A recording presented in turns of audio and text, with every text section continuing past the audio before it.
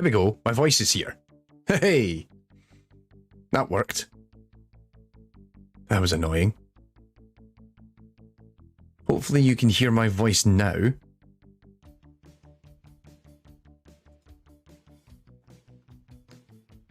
So, don't ask me why, but my voice just decided to not work. For a hot second there.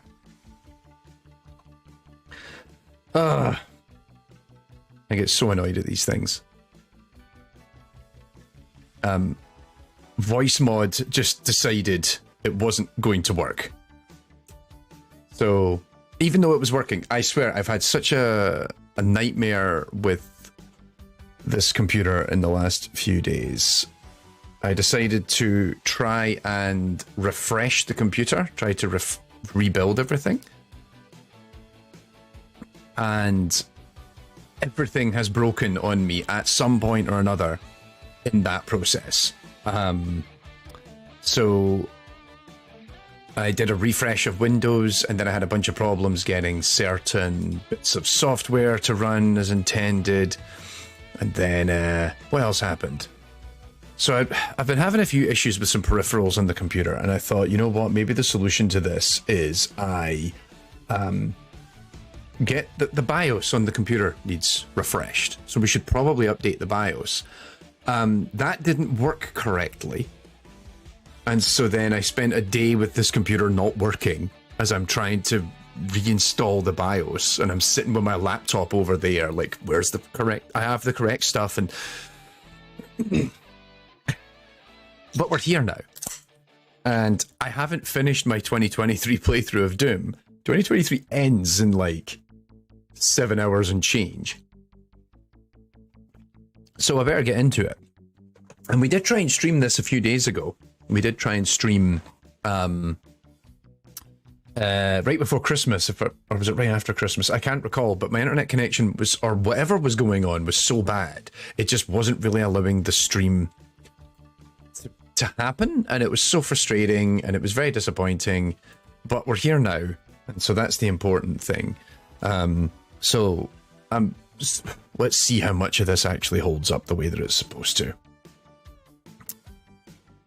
So let's jump across, wait for Doom to magically appear on screen, as it should. Hooray, there's Doom. So, problem, I lost my progress by virtue of the fact that I started playing it and then I stopped the stream because the progress was, or the stream was struggling or what have you a few days ago. So the problem now is I actually have a save file if I go into, which is for, oh yes, it was the 23rd of December I did this. So that's this, which is actually the end of episode 3. And this is where I gave up my stream actually, which is in the middle of Limbo, but I wasn't actually on either of these missions. I need to go back, because we need to do this complete, and it needs to be there for complete. In the interests of accuracy, we should make sure that we cover every level appropriately. So also I realized, hang on, my lights aren't correct. So we need to set the appropriate. We've got a bit more of a red vibe going on in here, which is a bit better. So that's me, I'm in the headspace now. But okay, so I think what I need to do is I need to go back and I need to actually load in from the level that I was on. So we were in Inferno, Mount Erebus. This is going to be difficult because I have no items, so I'm going into this pretty cold. So we're gonna see how well we do here. But yeah, hope everyone's had a good Christmas break and the like. This is going to be challenging, but we'll see how we do. Oh yeah, I forget. Oh, have I undone all my button config? By accident. I have. F5 Alright. F5 and F9. Fine, we're just going to keep it where they are there. So yeah, hope you all had a good break. I was busy. Actually, I was going to say I was busy during the Christmas break, but I really wasn't. I actually decided to put my feet up for a bit and do very little. Spent a lot of time with my partner, which was very nice. And we just kind of chilled out for a bit, which was long overdue. There we go. We had originally planned actually on maybe going away for a short break. Doing like a last minute thing or something or other, but what was on offer wasn't great and the prices were quite expensive this year. We did it last year and we really enjoyed it. It was really great. But this year, cost of living, right? So we're like, yeah, let's just not bother doing that. And yeah, let me just quickly make sure I've got all my... There we go. Ooh! Son of a... Ah, no. I don't want to alert those guys just yet. Come on. Is it worth going over there and getting all the... So we need to lure these guys out.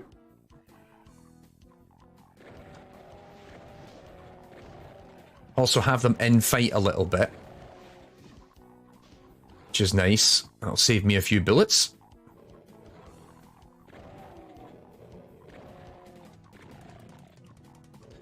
Now, but then that's going to open that up there, which isn't good because I don't have... I've only got a pistol. I don't want to waste all my shotgun shells on Lost Souls. Ah, leave them to fight it out for a minute.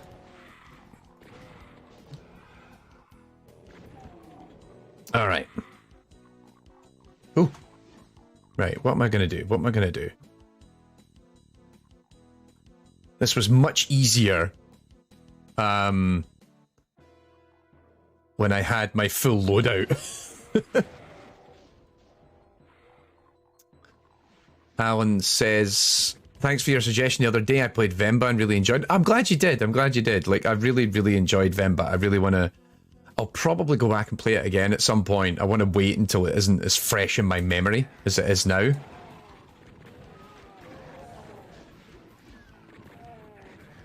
Oh, this has turned out to be a bad idea, but we'll soldier on.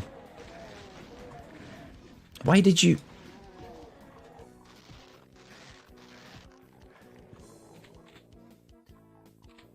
But yes, I was really happy with my time spent playing Vemba, but also actually it was really nice. I talked about it in my end of year stream, but also in the video games industry memo, which George from the podcast, that's now his Substack that he's running, and I got invited. He was looking for people to write about their games of the year. And originally, I think I was actually going to talk about son of a... I was originally actually going to talk about Zelda, I think. Tears of the Kingdom in my entry, but he was like, actually, I keep asking people and everyone keeps saying they want to write about Zelda. Do you want to... Have you got anything else that you would rather you could talk about? And then I was like, you know what? Actually, absolutely, I will talk about Vemba.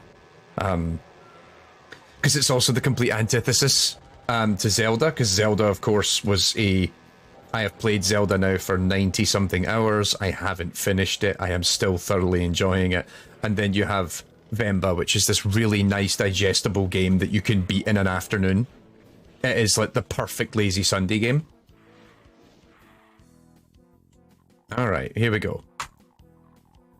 Game saved.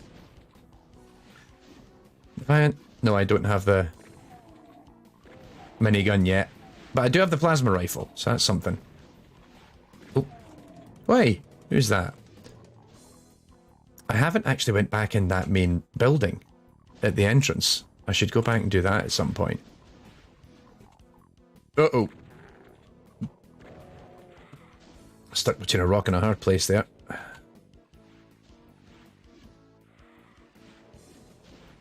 Just let everybody fight among themselves for a wee bit. I'll have that. Thank you.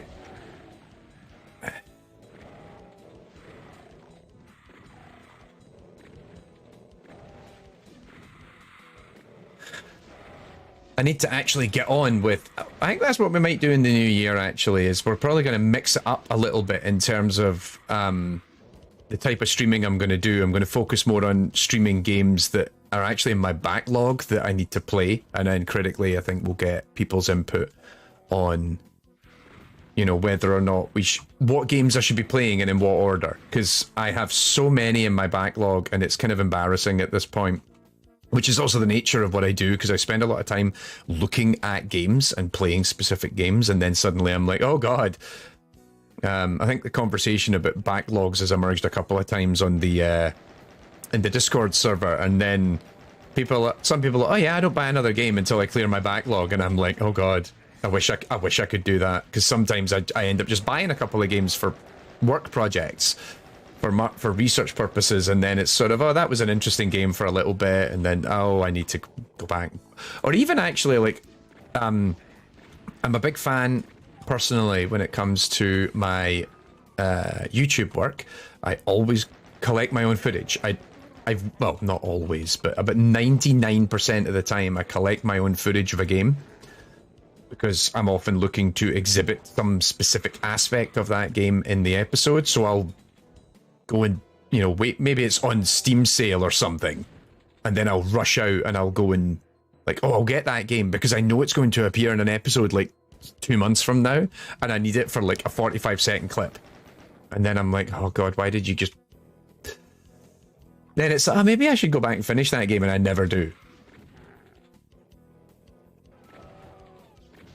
Like, I think, what was it? One of them that's on my backlog right now is the 2018, the God of War remake, the reboot, sorry, by Sony Santa Monica. This is not actually going too great, but yeah, that's just sitting there, and I played like the first few hours, was generally enjoying it, never went back, and I'm like, I should probably go back and finish that. Oh crap! Wait, F9 to quick load. There we go.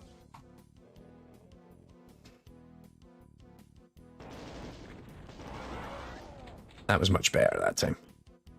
He's right there, isn't he? Hello.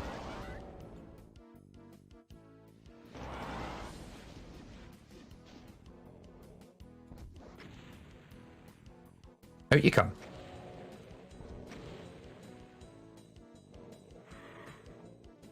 Come on, buddy.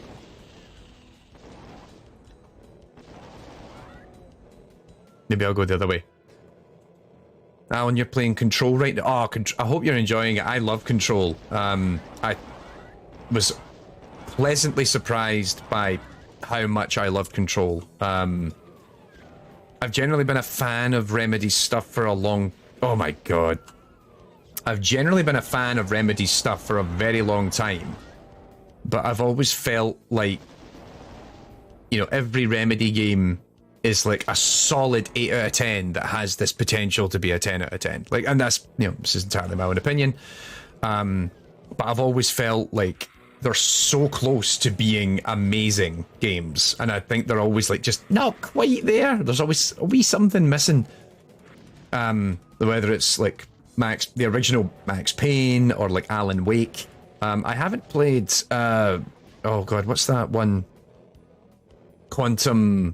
Is it Quantum Break? I haven't played that one. It's on my to-do list. But I really enjoyed Alan Wake a long time ago. And so... But yeah, I really enjoyed Alan Wake, and then Control was the first one that they made where I'm like, oh, right, everything is just snapping together in this game so in such a satisfying way. And so I'm very excited to hear all the Game of the Year accolades being thrown at Alan Wake 2, because I want an excuse to go back and play, replay Alan Wake, because they did a remastered edition of it, and then also play Alan Wake 2. And I'm probably going to play Quantum Break at some point as well. Just generally like their games, they do good stuff. Because they're always trying something weird and interesting, which I think is really satisfying as well. It's like, I kind of like that no two games of theirs are the same. There we go. Yes, the sound design is just lovely in that game. It's so good. Right. Quick save. I have no keys or anything. I have not made any significant progress. Where have I got everything from over here?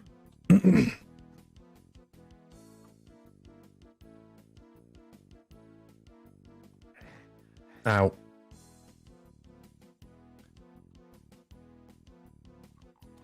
Hello.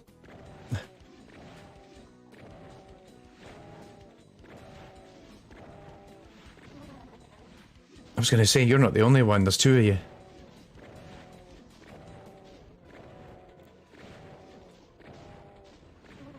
Right. How many of you is there? There's at least another two now. What's going on?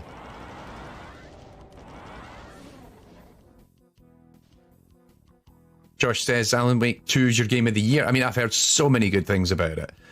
So yeah, I'm very excited to...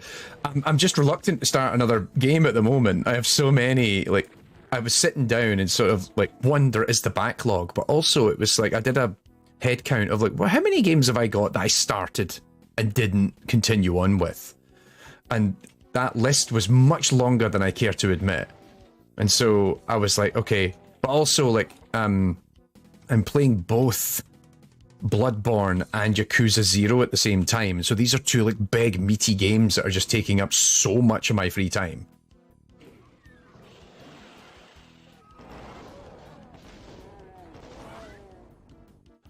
And I think I'm actually approaching the end of both of them. I think I'm on, like, chapter 13 now of Yakuza 0.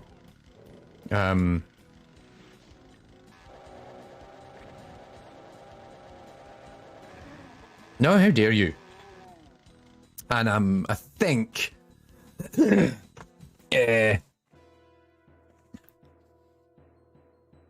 think, based on my understanding, I think I'm about 3/4 of the way through Bloodborne now as well, which is quite exciting. Yes, there was some Control DLC that's a tie-in. That was my favourite. Like, I played the complete edition of Alan Wake, and like I said, generally really enjoyed it, but that bit, the Awe DLC, where it ties into all of Alan Wake, was so satisfying as someone who remembers the first one quite vividly. I was going to say, did I get hit? I did. Son of a... Right.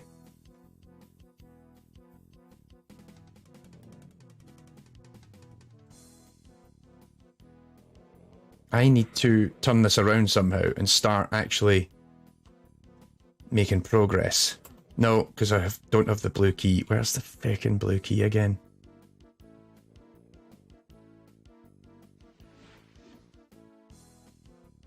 Right, go in and get that. Why not?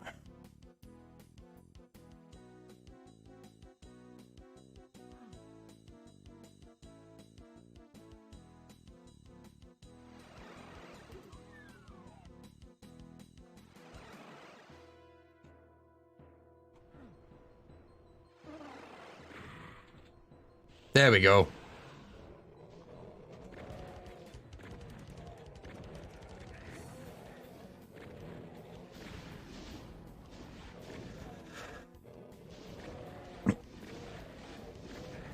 Oh my god. Clear it out, clear it out. Lucas, this level is my least favourite of the entire campaign. Like, I quite enjoy the chaos of it, but the thing that I always found really annoying about Mount Erebus is just, if you don't remember it exactly, you're like, how do I progress further? Where am I going? That was always the annoying part of this map. Trying to play, Josh, trying to play, oh my god, both Zelda and Baldur's Gate 3, two games that are two, right. So I've refused, I've like imposed a limit on myself. I'm not allowed to play Baldur's Gate 3 until Zelda's in the bag. Because I'm in the same boat as yourself. I've played about 80 hours, 90 hours of Zelda, and I'm not done with it.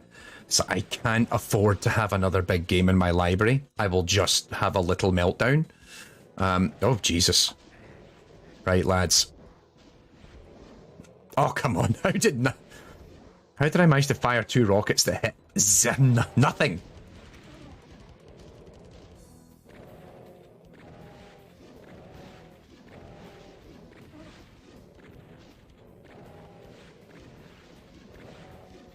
Come on, lads. Don't know why I'm referring to them as lads. Mad lads, the Cacodemons. I just realised I want to go over there. That's why I'm fighting it out, because it's like I actually need to go to where you guys are currently creating a bottleneck. Right.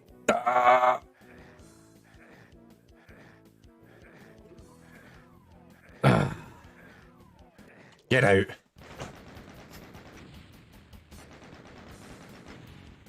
Well.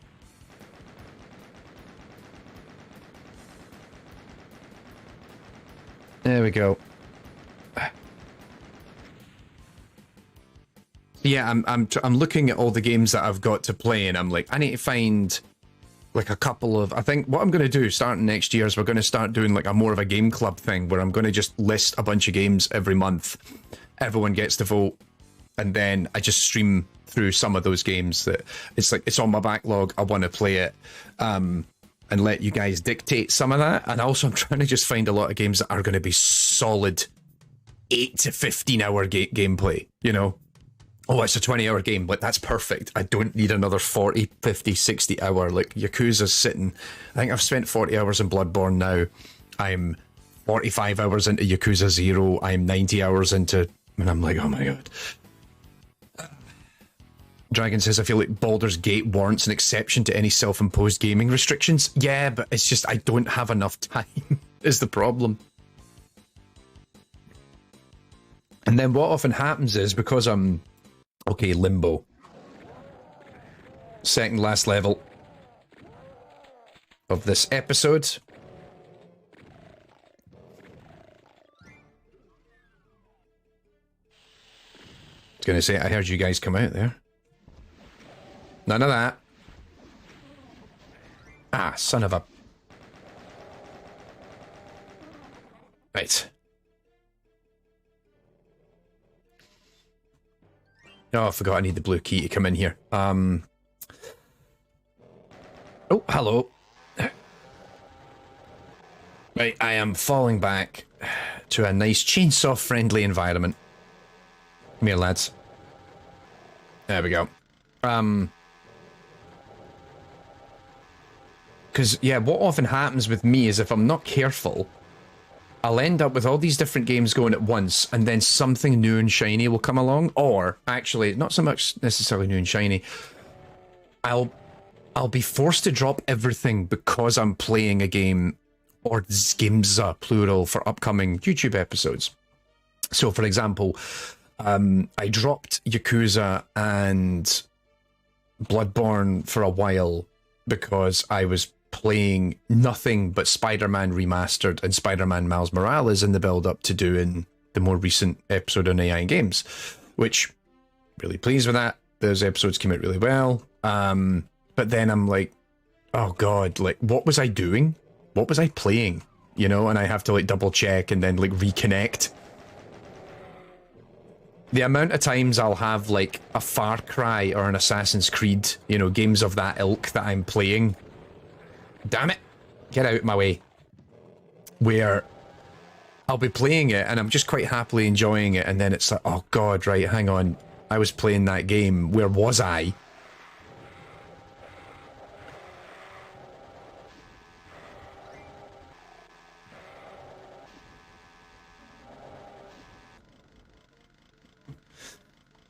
So yeah, it can, and sometimes I'm just not in the mood. Sometimes I just reach a point where I'm like, I don't really want to play any of my,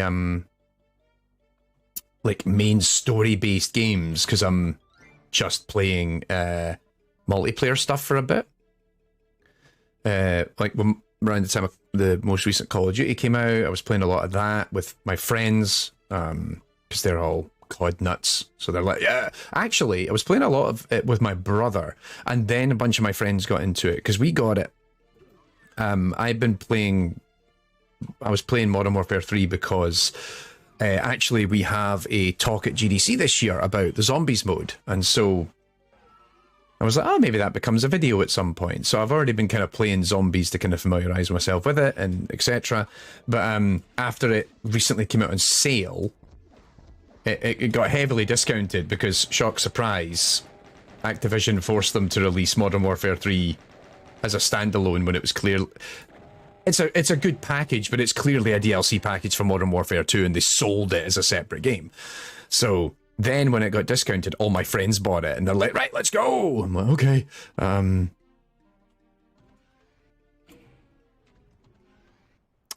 But we're also playing the finals a lot recently, which just came out recently. That's by Embark Studios, another free-to-play shooter, which, if you like a bit of destruction physics in your games, and you also like a bit of team-based tactics, I'm really enjoying the finals, actually. It just, sometimes it's a little hard to get a team together.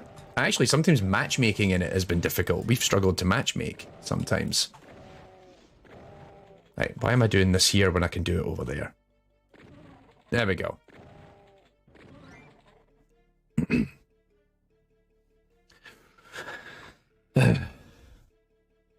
Dragon, oh yeah, it's tough to get back into games after a long break. Also, the reason I have 450 hours in Skyrim without ever finishing the mains. I have never played Skyrim, so talking about I want to have a chunk and I want to dedicate time to something, Skyrim's always been one of those games I kept looking at it and going, maybe, never got around to it.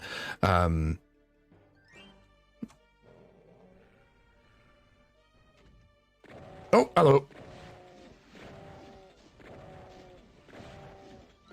I need a quick save. There we go.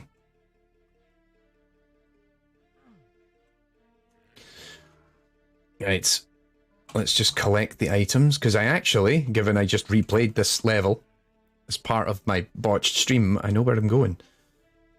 But I just want to make sure we exhaust all the items that are nearby. Or is there any items to exhaust? Bum bum bum bum bum bum.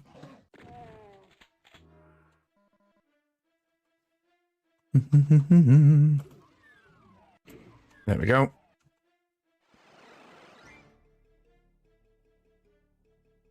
Then back over here.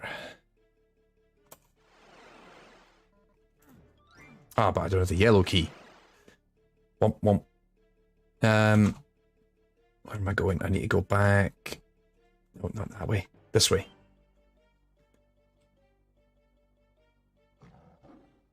Not now. There's the yellow key. There we go.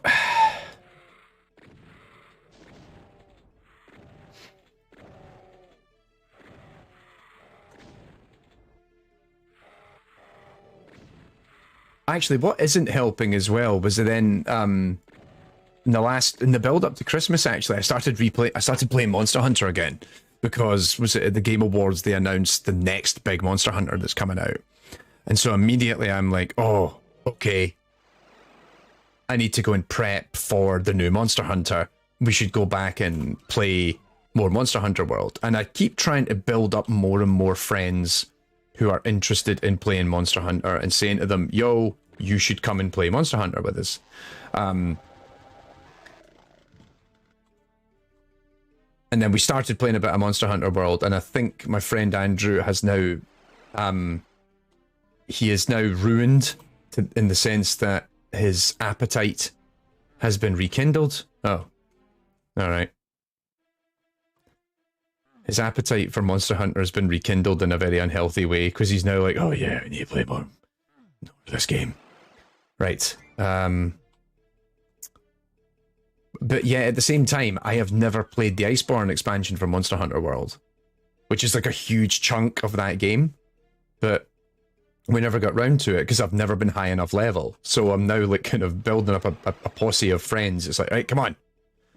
Oh, damn it. I need to hit those switches and I forget how you do that.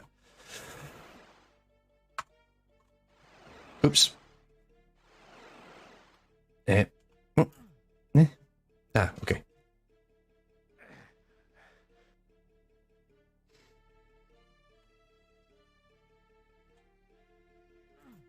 Oh yeah, this way.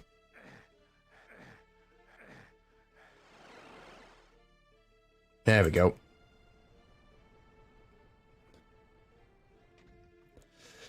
Oh, that raises that gate over there. But not.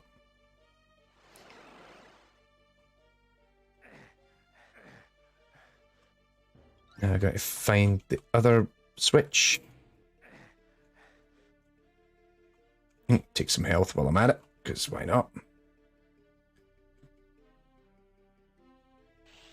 Oh, hello. Rocket launcher, you say? For me?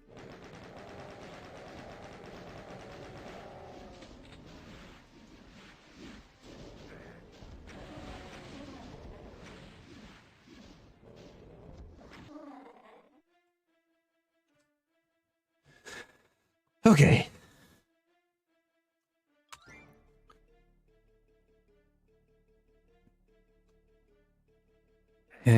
Let's try this again.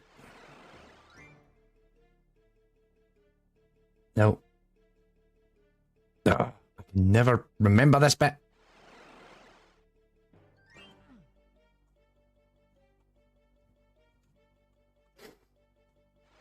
I was going to say, that isn't where it actually goes, is it? It is. Right, fine.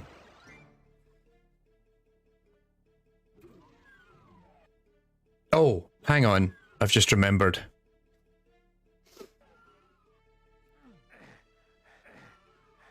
Rockets for lunch. Right. That's what I've remembered now. I need to go through here. Oi!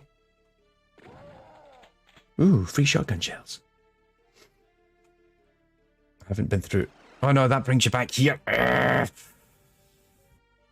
You know what? I think this might take the cake as my most annoying map in Doom. Because I never remember where each of the teleporters go. Right, because I need that teleporter to hit that switch over there, which allows this gangway to go up. But I never remember where it is. No, I don't want that. I want...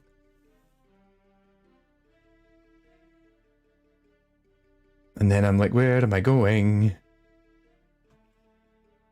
And then we did that one, didn't we? We did this one already. Yes, because that's that one. Right.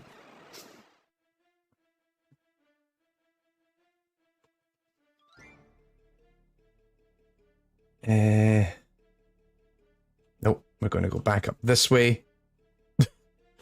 I love how when you do this, it's a Doom just turns back into a top-down.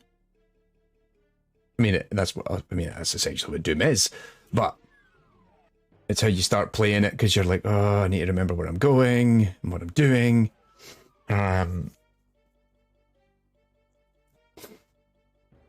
Right, 2 doors there. I've done all this, have I not? Let's go again.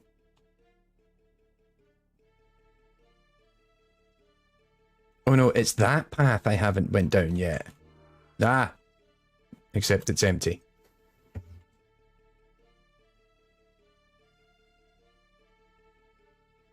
Yep, we've done all these. What am I missing? Oh, that one, dumbass.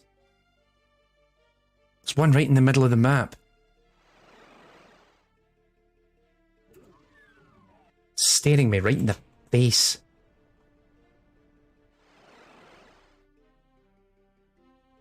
That was the one I was missing. And that's not the one I meant to go through. That's not the one I meant to go through either.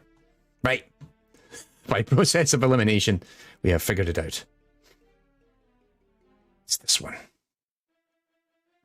Don't know why my brain just can't seem to hold all this information together. Alright. We made it through. We're on Dis. Excellent.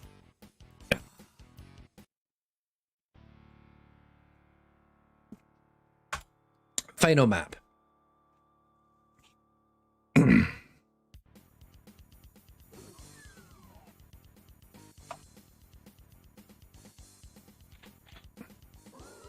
How you doing? Right. Scoop up all the rockets. Because sadly, I don't have as many rockets as I would like. I don't even have the BFG because I started fresh on Mount Erebus. Oh, crap. Hello.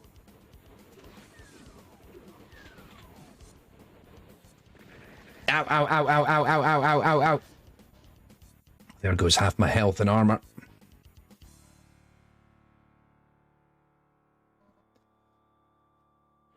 He's adamant he's going to try and hit me from there. Let's sneak round. Capitalize on the infighting.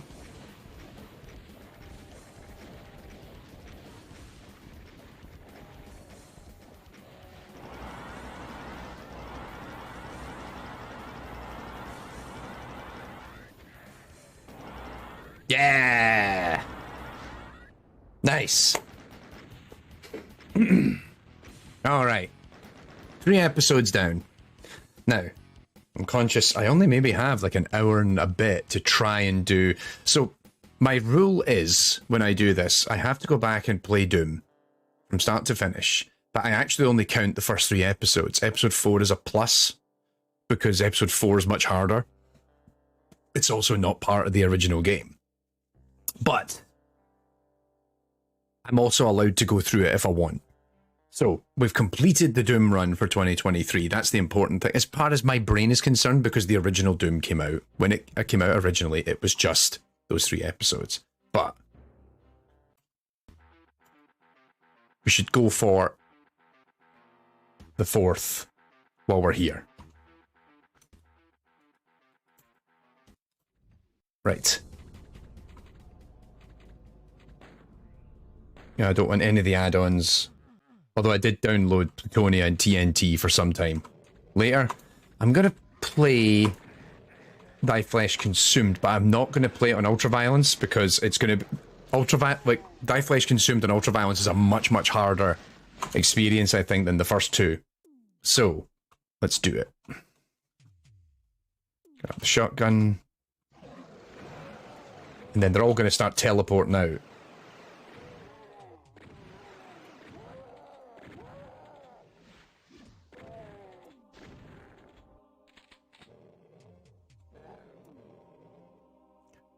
All right.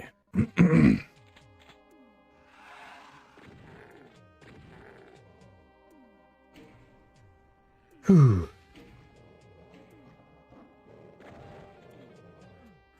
Oh, that's a red door. I forgot.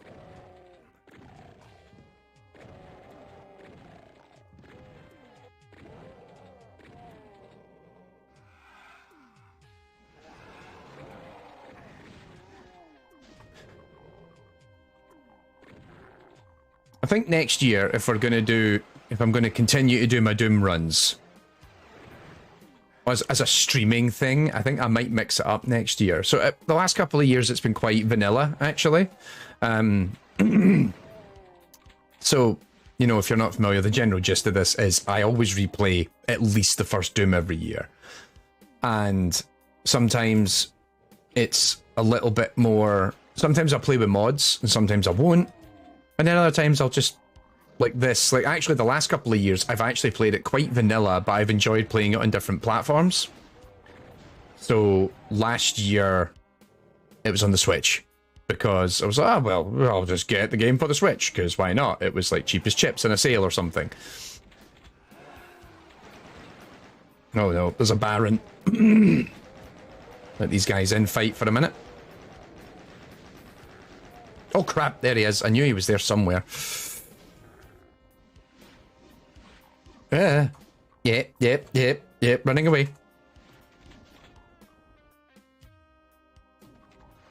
Ah, crap. Amazing. If one year you can't be bothered, just re-upload the same stream. Yeah, dear. Well, the thing is, I've never actually streamed it until now. Like, this is the first year I've even acknowledged that I do this. Like, it's just this one little habit that I've got, where every year I just put up Doom and I give it another crack. But yeah, maybe one year The one thing I think I will do at some point, but if we do it, we'll do it as like a charity thing, because I want to try and see if I can do it in like a week. I want to try and see if I can mainline every Doom game in like a week. So that'd be Doom, Doom 2, Doom 3, Doom 64, Doom 2016 and Doom Eternal. See if we could just do all those in 1 week. That's already like a lot. It's a lot of content.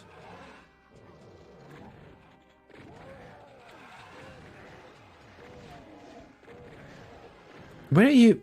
I hate this because they're down there, but they can still hit me.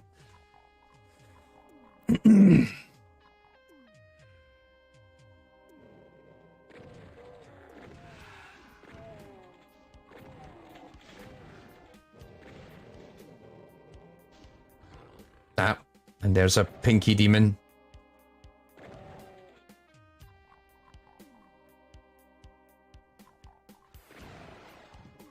There we go.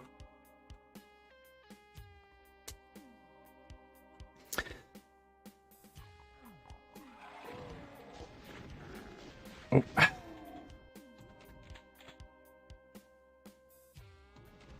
Right, let's just get this, get out.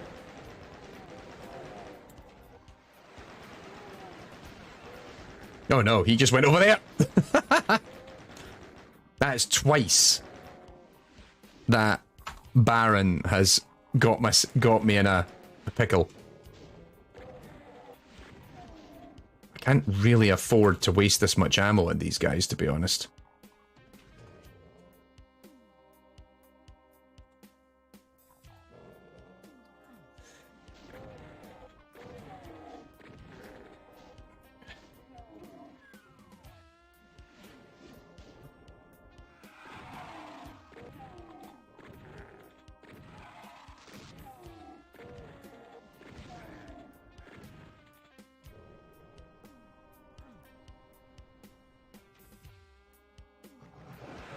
Yep.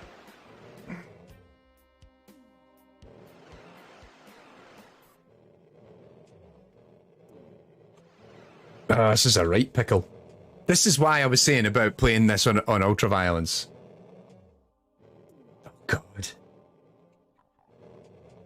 How did I even get out of here?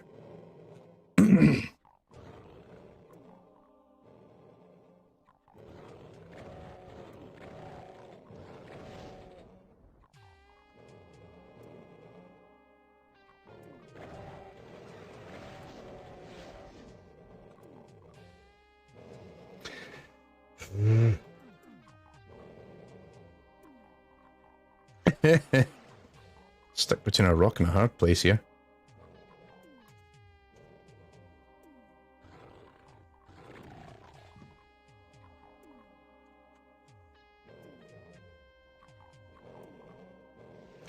The annoying thing is the spectres aren't attacking the imps, which is what I would really like at this point, just to break things up a little bit. Oofed. Excuse me. Pardon me. Ow. Coming through. Oh, this isn't going to be much better.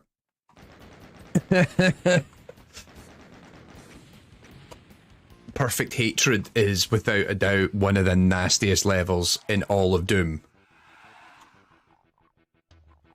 So this is when we sit back for a minute. We let the infighting do all the work.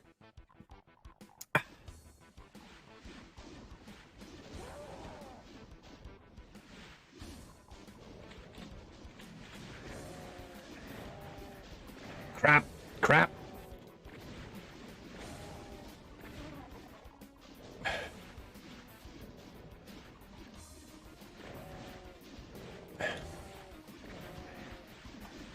Do I have any bullets? No, I have none.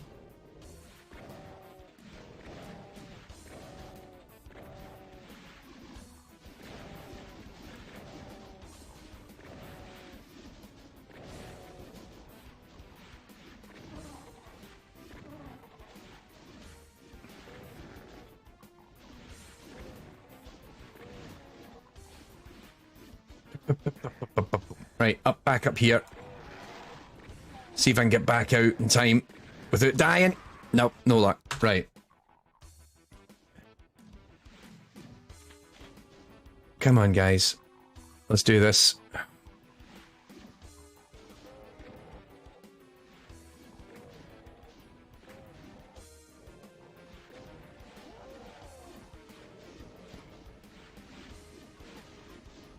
Oh, come on.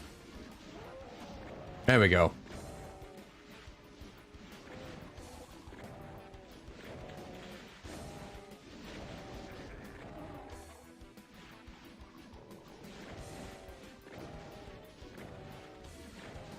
Yeah, so, fun fact, trying to play this level on a Switch, I got such bad hand cramp. Ah, crap. I'm dead. You know what? I don't have enough bullets to actually merit. That's better. It would make more sense to start like this. I have more ammo and health now than I did. Ah,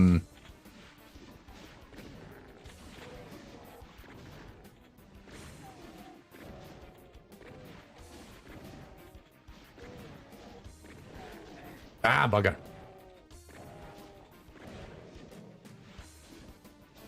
Also, they're doing a good job at hitting themselves here, which is nice.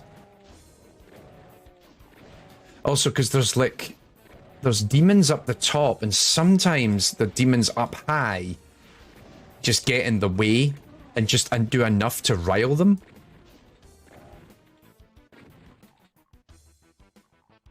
Okay, this is looking much better.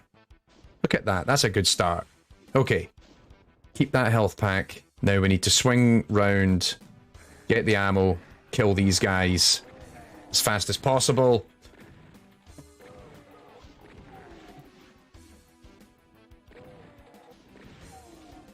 Maybe I shouldn't have done that. Maybe I should have saved that for later. Let's try mixing it up. Save scum a little bit. And open up the door to the left. So if I go over here, and then hit that. Yeah, at this moment we're pretty good actually. Because those demons are caught back there.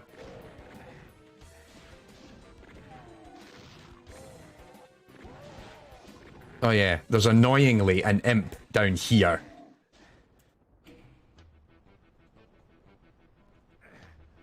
Right, get that.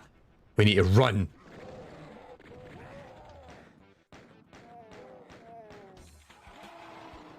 Yeah, don't want to get in the way of the Baron. Right, let's see. What else is... Grab that.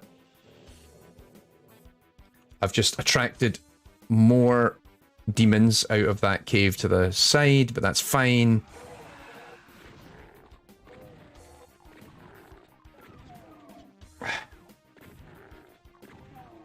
Alright. Progress.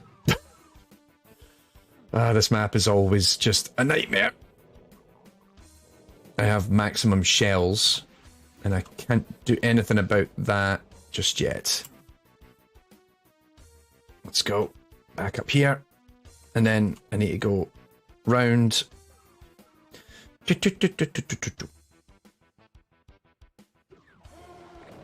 Yep. Oh crap! Run away! Oh no! I forgot this is a nasty trap. No, no, no! That isn't going to work. Save scumming at its finest. I think I maybe just need to rush him.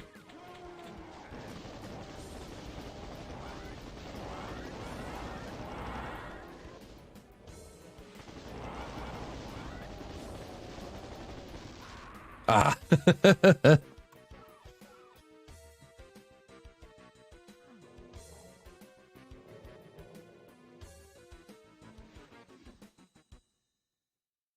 Because I don't...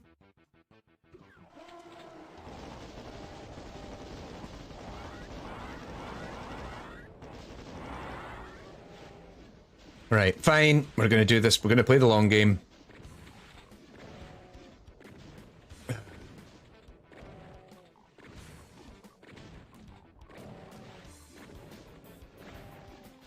This is the one thing I really don't like about this Doom chapter, is they get so liberal with the Baron of Hell. I think this is... You can tell this is pretty much why the Hell Knight was invented. Because they're like, oh, we need someone that's kind of like a Baron, but maybe not as OP. Because you really like using them in certain encounters. Alright. Quick save. You didn't know there was a sprint button until this level. Oh my god. Oh, son of a... Save scum.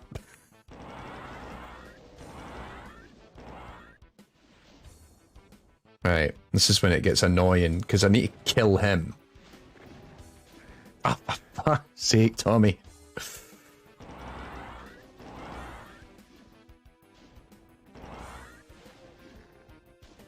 Right.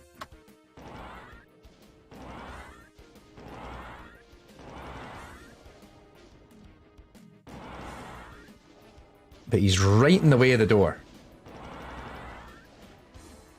Ah, perfect.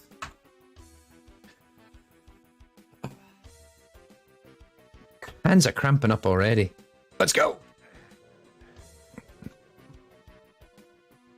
In hindsight, I should have attacked him earlier before you trigger everything. He gets stuck behind this wall, and I could have then actually attacked him from there, but I didn't think to do that. So I've got the yellow, which is good, because now I can go and... Ah, you idiot. It's this way I go. And get that out now.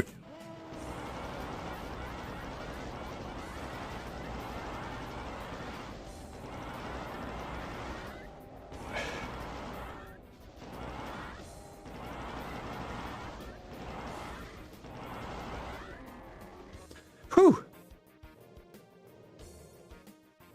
Rocket launcher. Right, so the other problem is there's a cyber demon up there.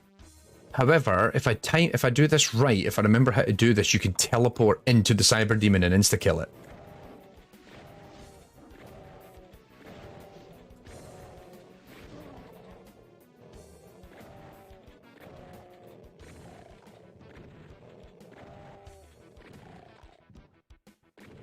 Right.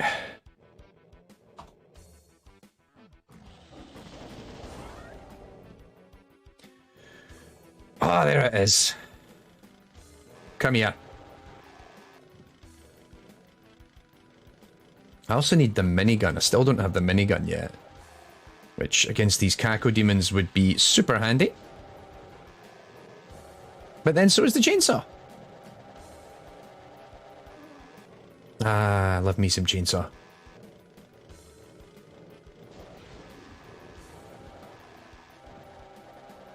There we go. No! I'm not finished chainsawing you.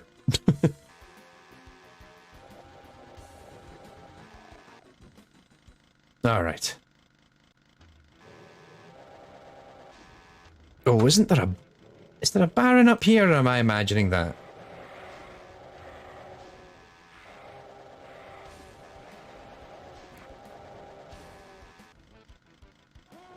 Nope, I wasn't imagining it.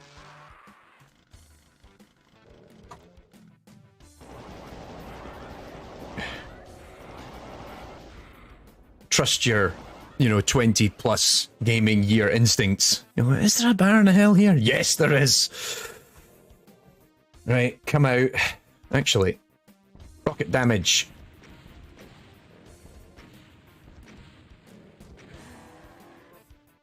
Oh, I can do that better. We're really save scumming now. There we go. Still took a bit of damage, but that's fine. Manageable. Oh,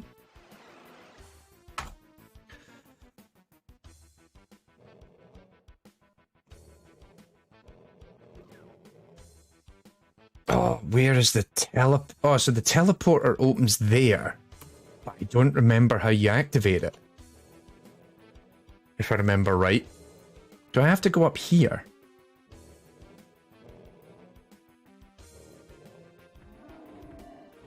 Right, he's awake.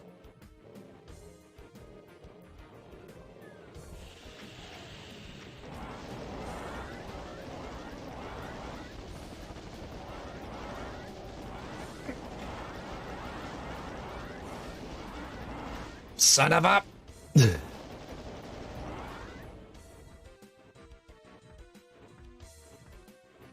Right.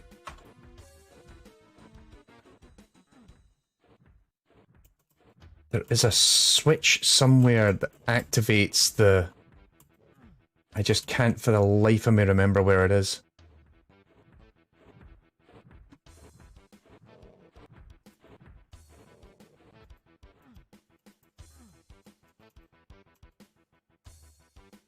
No. Oh, there it is. It's activated. Hey! There we go. I knew I could still remember how to do that somehow. Teleport into the Cyber Demon, instant death, and I get a BFG for my troubles as well. Alright.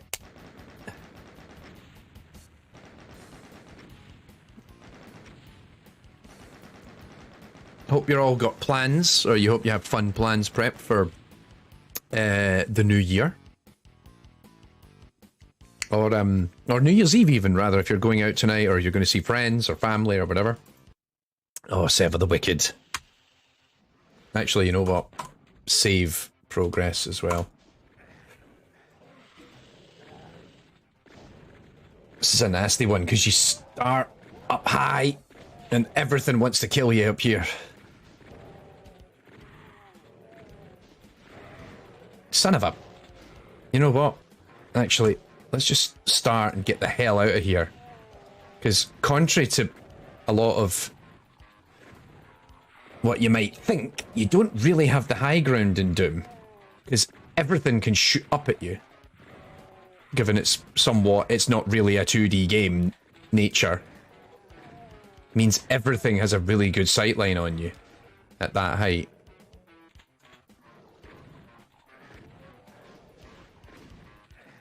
See what I mean? Like, everything is hitting me here.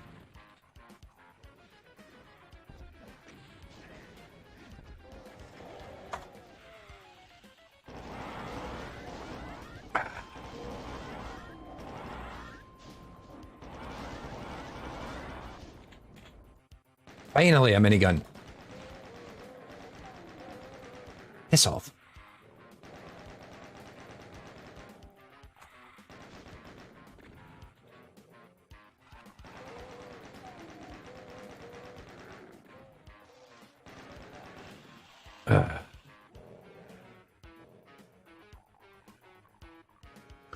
Lion of Perth says, Happy New Year. Here's hoping it's a kind year for all of you. And what a way to start the year. Indeed, I'm assuming then by Perth, we mean Perth, Australia, and that means it is therefore the new year. Well, congratulations for surviving into 2024. Do let us know what the future is like and whether it's worth checking out. So I am just chilling out today. Actually, we're going round to visit some friends for New Year's Eve shortly. Jesus, that's not good. We'll be spending New Year's Eve round at some friends and shortly in a couple of hours. Give me all your health. Hello.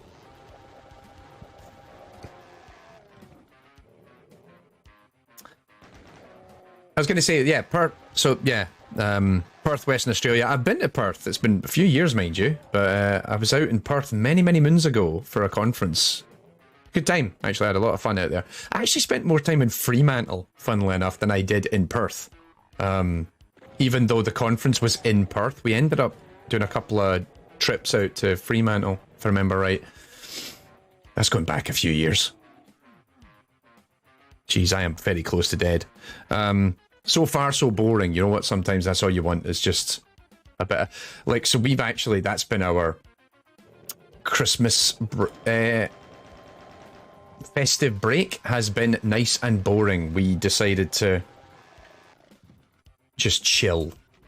For both my partner and I, it's been a crazy year. We had a lot going on this year, and so we just wanted a bit of downtime just to re-energize. And even then, like, we've not seen that many friends actually during the break, but we're getting back out into the world, as it were. Actually hanging out later on tonight with, among other people, Ben, who now does all my music that you hear in the intro to the stream and like the credits of the episodes and stuff. Ben's a sound designer who's worked on a whole bunch of games at this point. But he did me a solid and helped out with creating some tunes for the YouTube channel. No, maybe. Next time you're out this way, send some recommendations. Yep, yeah. Sounds good. Like, you guys do good cafes, like, much better than, like, I think it was one of the things I found really funny about being in Australia is, like, Australian culture has kind of mastered the idea of how to be just still retaining a bit of Britishness, but also at the seaside. Oh, Jesus.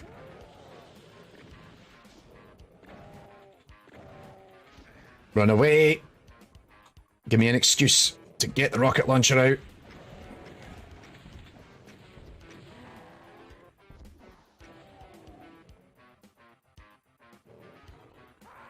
Oh my god. Right. This... Oh, right. I didn't have enough of those to work with.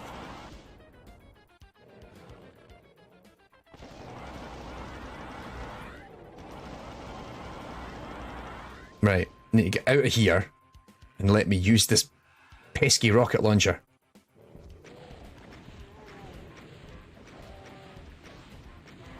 There we go.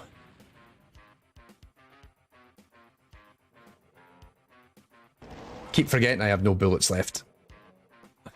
But I keep instinctively going to the minigun. I have so many... It keeps offering me rocket launcher stuff and I'm like, this isn't really the place for rocket launchers. Oh god, this looks like it's going to be bad.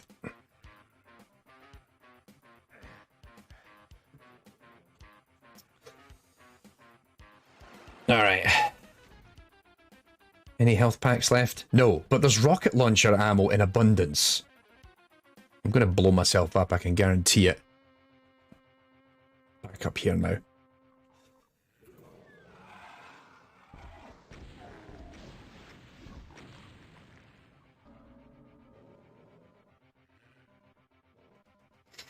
Oh yeah, it's better.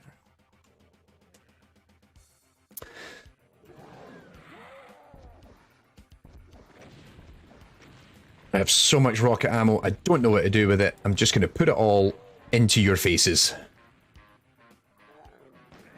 Ow. But I can't do it from that distance.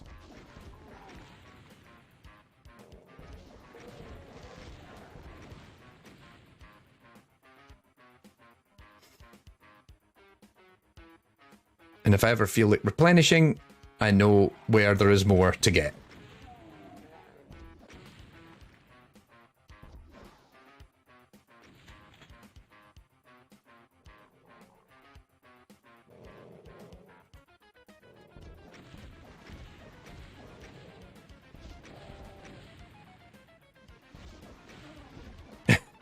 There we go. Yep. There we go. Nice, nice, nice.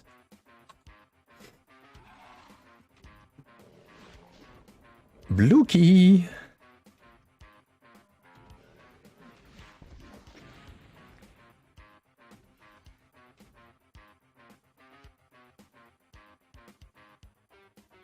All right. Oh, here we go.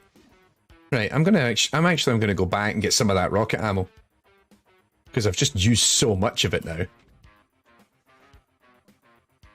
Might as well stockpile a little bit. There we go.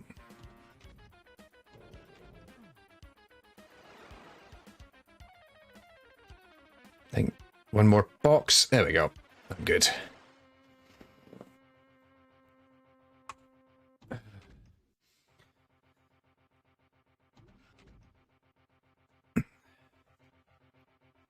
Line of Perth saying over on Twitch, you're not wrong about that seaside thing. There's strips in Rockingham, Kwinana, Cottesloe, where you're right on the seaside. It's just rows upon rows of cafes, places to eat and drink, real mix of places, full cafes or restaurants. Like, I like that. Like, I think one of the biggest problems we're experiencing in the UK is that as a result of internet and, like, you know, e-commerce, but also just like the rise of the costs of running businesses and stuff like that, there's a lot of places where, you know, town centres are being just ransacked by and large because there's not anywhere left to, like, there's no one setting up stalls anymore and shops anymore, and even then, like, a lot of big chains aren't willing to stick around because it's not good for their business or whatever, and you're like, oh yeah, but it's actually more satisfying when you see a lot of locally owned places. You see a lot of local businesses, and then it's, all right, well, I want to spend my money there. I want to give these people my money. And so I love when you see all these, like, little, whether it's cafes or whatever it is, just locally owned place stuff. Even, or actually just shops as well. Just, it's, I really love that vibe. And particularly I noticed when I was in Australia that, like, not to paint the whole country with the same brush, but I believe this is kind of, my understanding is this is kind of, you know, how it's rolled out, is that, like, a lot of chain coffee shops don't really exist because you guys really put a lot of effort into your coffee, which is awesome. I love that. And it's actually something I quite like about where I live now is we don't have, actually the town that I live in right now, there is, I think there's one chain coffee shop and the rest of it's all locally owned. And so that's nice. I kind of like that. And I'm trying to get into a habit of visiting these places more and spending more time in them.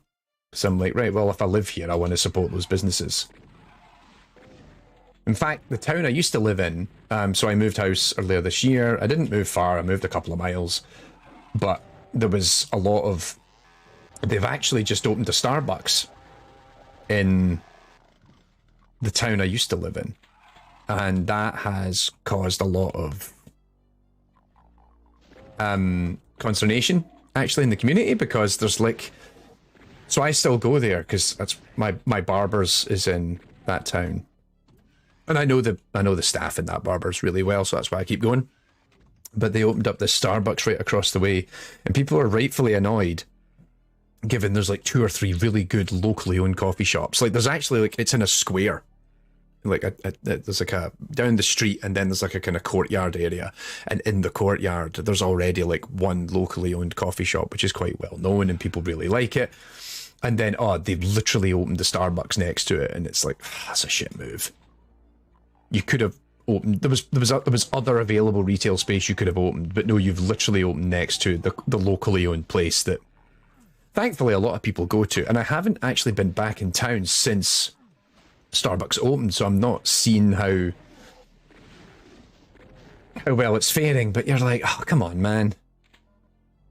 Apparently the rumour was it was going to be a Nando's, which I'd have been up for that. We need a cheeky Nando's in our town.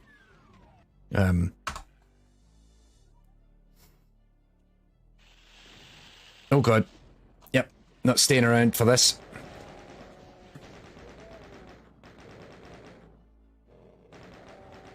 Yeah, so I'm right. Like, kind of, it's by and large local and independent, which I think is awesome. That's so good.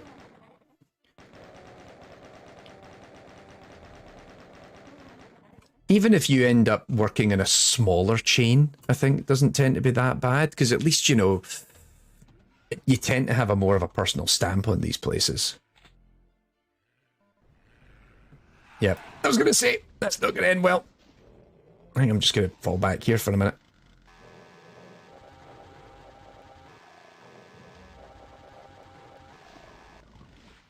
Like, I thought one of the things that was quite funny here in the UK, which, I realise I'm using that term loosely, was during COVID, or, well, not during COVID. COVID is still here, but during the, like, peak lockdown season, there was a whole thing about how people in the UK were trying to figure out how to, like, because you couldn't open a lot of stores because of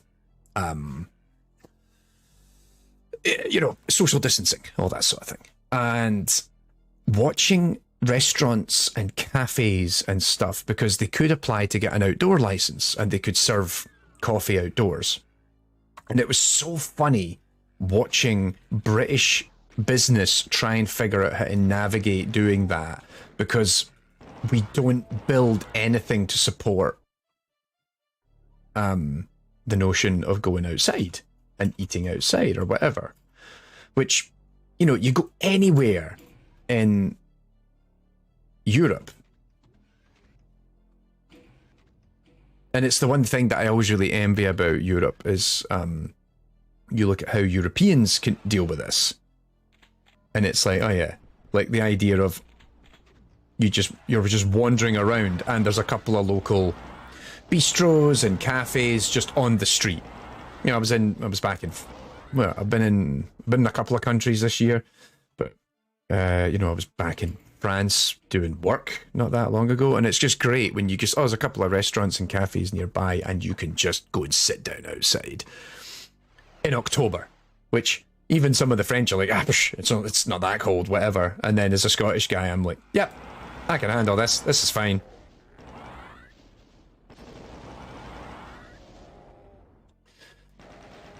But yeah, watching, I think there's a photograph, I think, taken by journalists of like Soho in central London and what that looked like when every bar in that region decided to open up and do outdoor seating.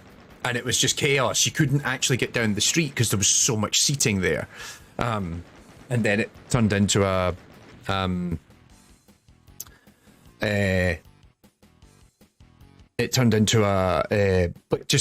was a nightmare for pedestrians and even for traffic sometimes to go down there and do deliveries. Also, Lineup, thank you so much for this 12 months on Twitch. That's awesome. Right, I need to do a lot more streaming this year. Happy days. Where are we now? Unruly Evil.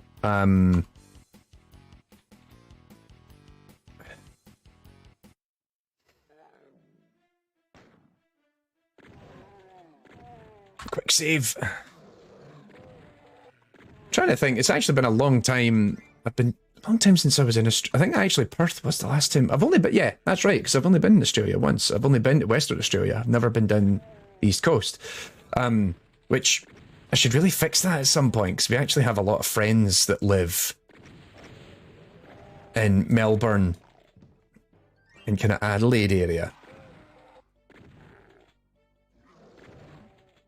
They all moved down to that neck of the woods, and then we have subsequently never visited. In fact, the one time recently where our friends from Melbourne, where it was like, oh, hey, how about we meet up, was actually they ended up coming to see us. They came over to Scotland, because when I got married 4.5 years ago, I had to think about that for a second there. Like, how long ago was it? All right. This has been too easy so far. Where's the big guys?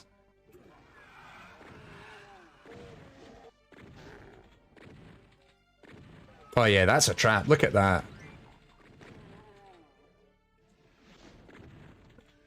Just a couple of regular guys hanging around next to the red key. You can tell this is all going to go absolutely horrendous.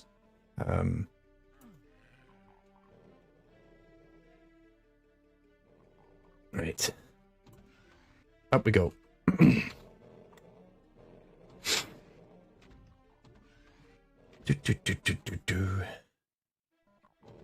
we go. What do you mean nothing happened?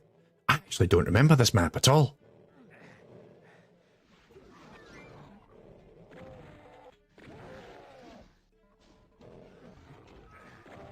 Son of a...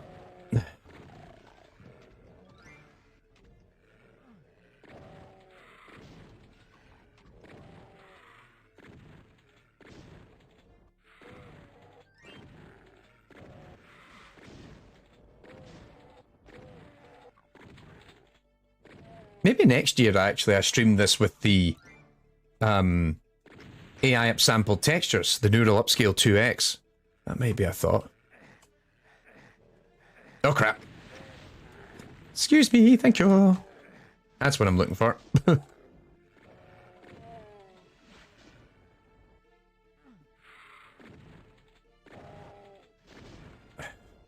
Oh well, I'll take that.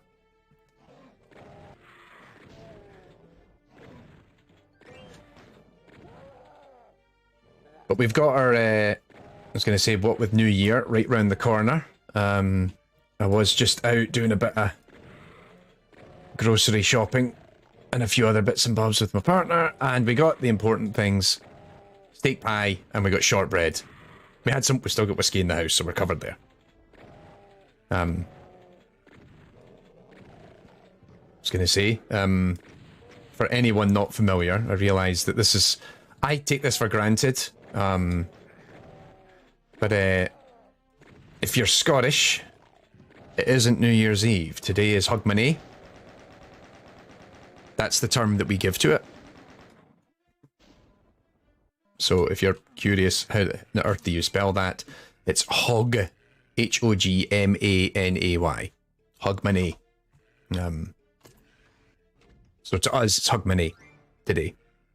And we have a few traditions that are specific to kind of Scottish culture that revolve around today. So it's always exciting, like we're always quite jazzed. We have a kind of thing about, you know, introducing and meeting people and going out our way to say hello to people when we go into new spaces and the like. And how on earth do I get back out of here again? But also, it's an excuse to just eat steak pie on New Year's Day and have some shortbread and have some whiskey. And it's like, okay, well, we'll do all of those things. There we go. That's what I'm looking for.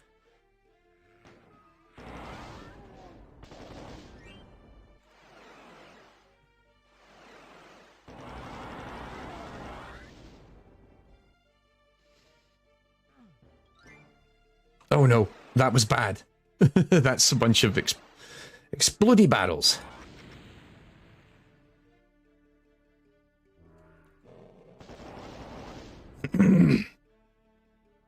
Right, I need to get back out and then come out, go through that door.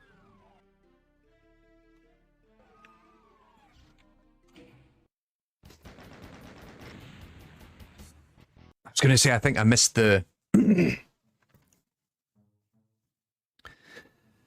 the secret exit there, but I'll take it. Oh, Perth has already had their wee dram of the night. Loch Lomond aged in former Madeira barrels had some kick. Alright. Exciting. I won't be drinking, I think, until after we get home, because we're going to have friends who lives, like, there's a fair drive, but I'm designated driver for the evening. But definitely we'll have a tipple when I get home.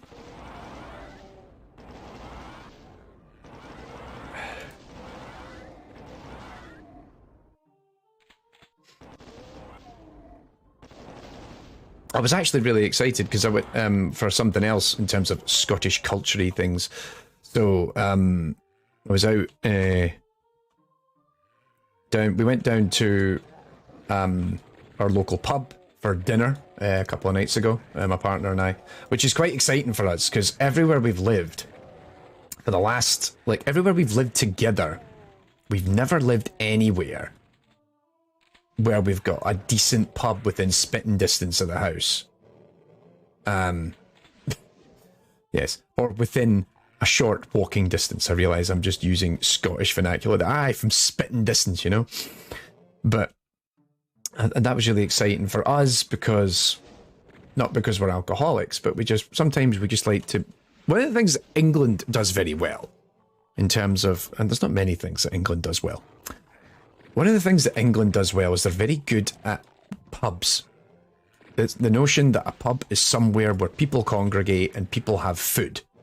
And generally the food options in these pubs are very good. And so you're always looking for a solid pub. You can go out for something to eat, maybe have a drink if you're if you're so inclined in a given evening. Don't always have to. And even then, if you're not inclined in drinking, they have good non-alcoholic options as well. Because that's something that Scottish culture, at least when I was growing up, or where I grew up in Scotland, we were not good at that. Like, oh dear, where am I going? I'm getting shot at from all angles here. And I'm about to die as well if I'm not careful. I'm like one shotgun round away from dead.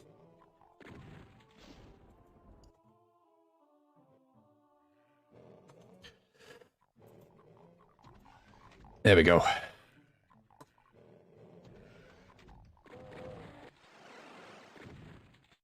Oh, this is a bad place to be.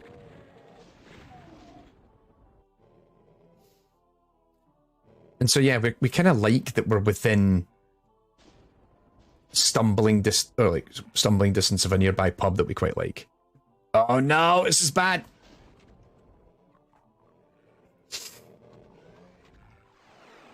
But yes, actually, onto the point.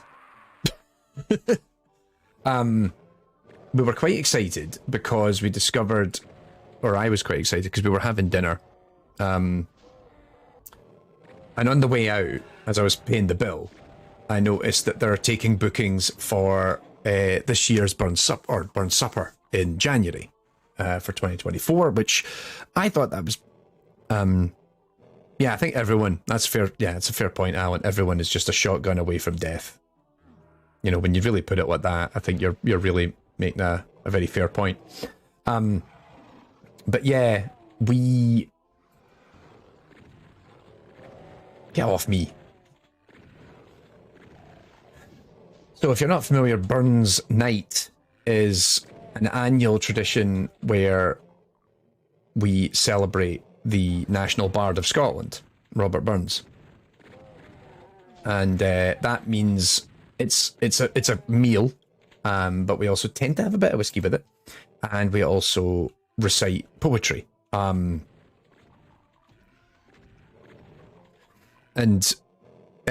Like I say, so Robert Burns is the National Bard of Scotland, and his poetry is all written in Old Scotch. If you've never, like, things like Auld Lang Syne, you know, if you ever hear Rabbie Burns being read aloud, it's very difficult to understand if you don't read or understand that kind of language. Which even then, I can't understand a lot of it. I am again one shotgun away from death. And everybody just came out to say hi. This is not good. I'm not doing a good job of this here. Let's try this again. Save scum it a little bit. Oh, get off me. Actually, chainsaw you.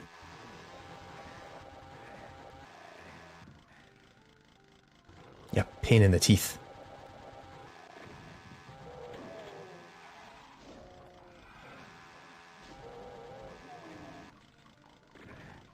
Son of a...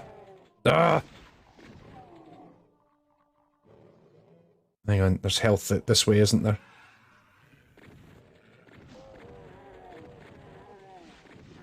Okay. Let's try this. Make good on what we've got. No, actually, chainsaw first. Oh no. The one time there's not a pinky demon waiting for me as I come through the teleporter.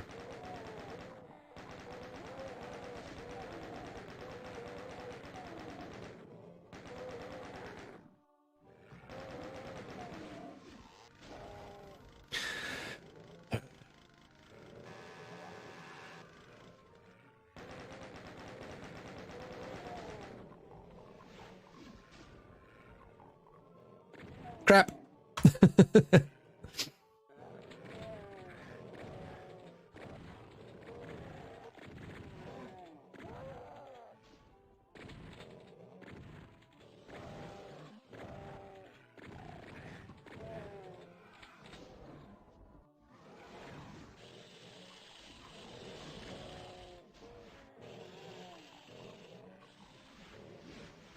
Jeez, that's a lot of them.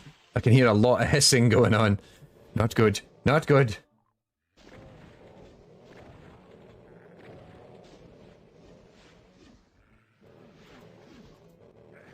Ah!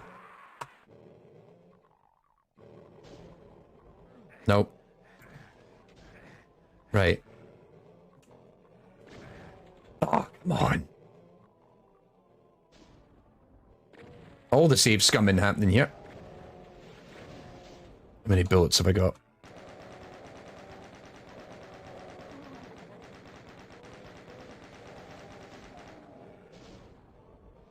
Where'd you come from? Oh. What the? Son of a... Change to that.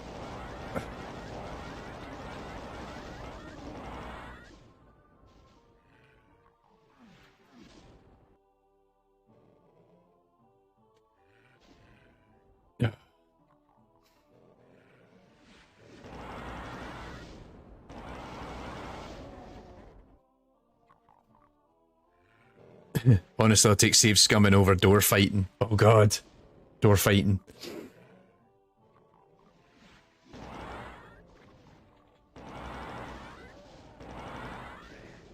That's an annoying hidden bit right there. Ah! This is not going well.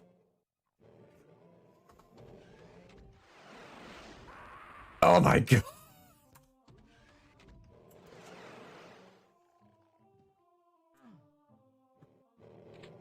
Oh my god, health. There we go.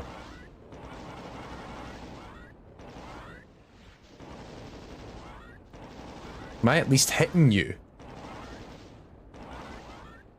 I don't know if I am.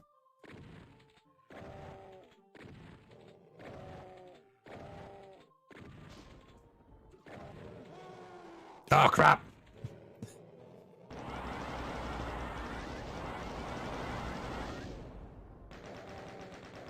Wrong gun for this!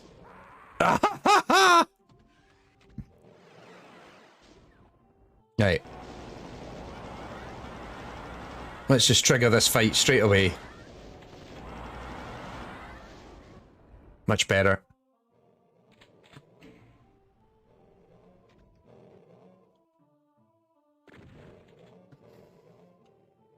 Save scumming!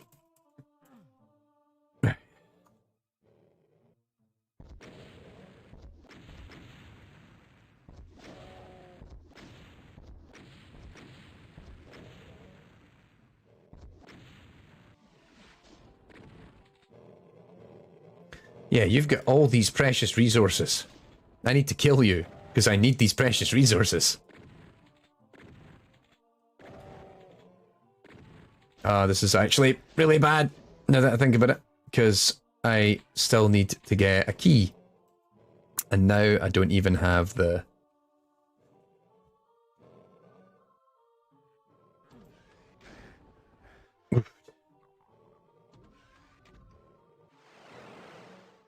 Oh, that brings me up back here again.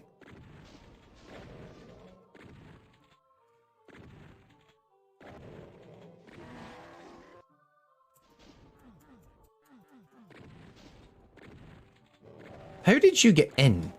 Pretty sure he wasn't in here a minute ago. Oh crap. Okay, I need to get to the other side. Oh, this isn't going to work. Oh god, I have 4% health. Come on, Templar, move! I could see that he was... I could hear him throwing the fireball, and I'm like, oh no, no. Right, let's go, go, go, go, go, go, go.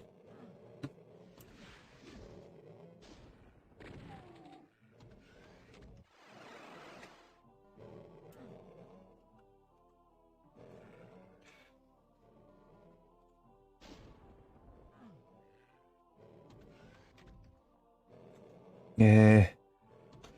I'm running out of places to go, to be honest. There we go.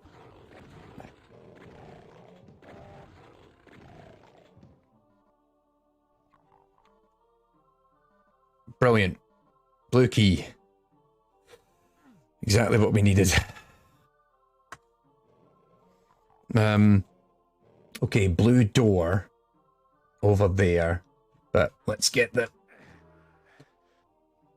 So we need to go in the teleporter that way.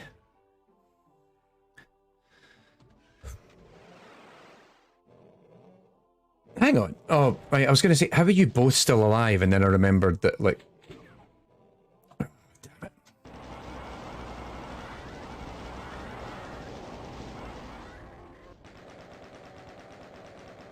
There we go. Lovely. Okay, yellow key. I need to go back through this gate. I think. Is it yellow? Down here, or is it red?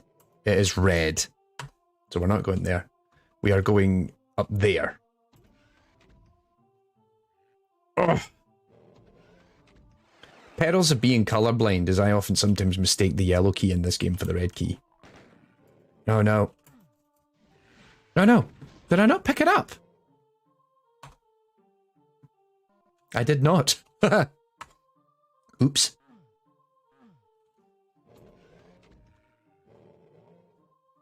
Ugh.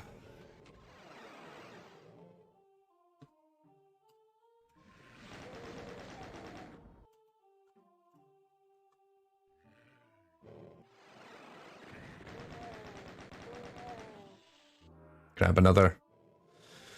Spending an awful lot of time on lava in this level.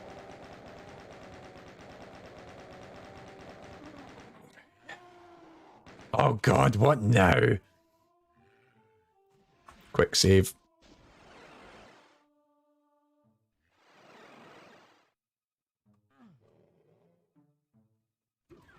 That's it. That's what I was looking for.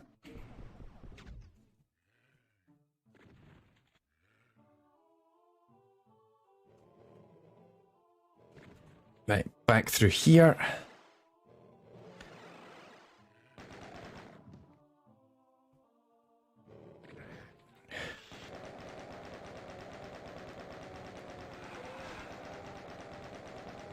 Got a little greedy there.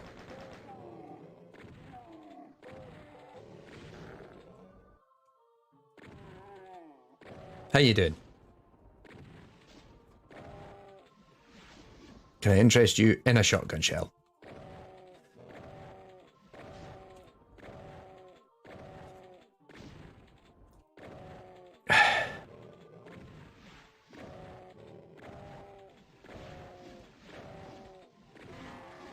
Whew.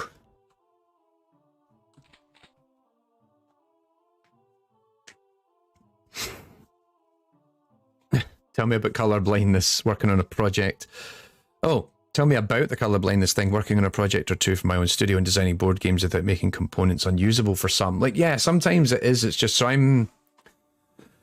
Technically, I was diagnosed as deuteranopic, as red-green colorblind, although I've noticed that as I've aged, my color blindness has actually got worse. And so sometimes color differentials can be quite difficult. Oh no. I was like, all those rockets, that implies there might be a cyber demon in this map.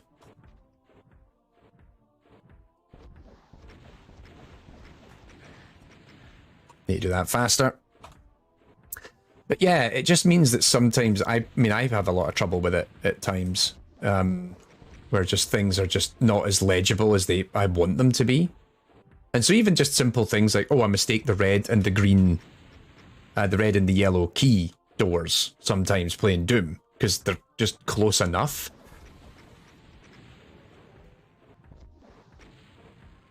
But sometimes it's a text thing as well, like, you know, UI is done in such a way where I find it illegible, which is quite infuriating.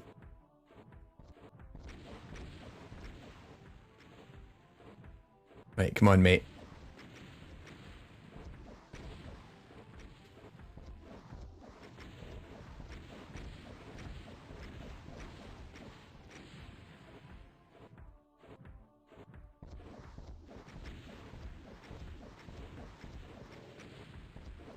Come on, get out of here.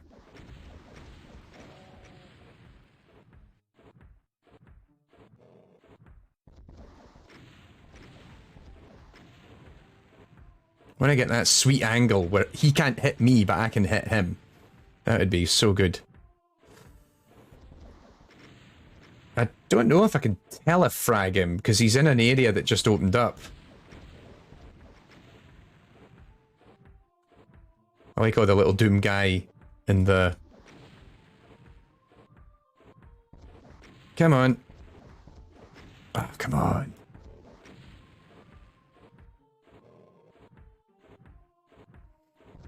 Mate. That's so annoying.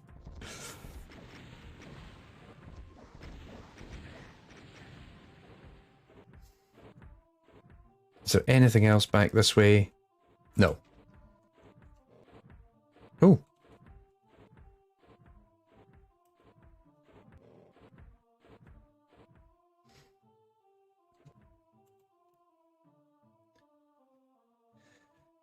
Right. I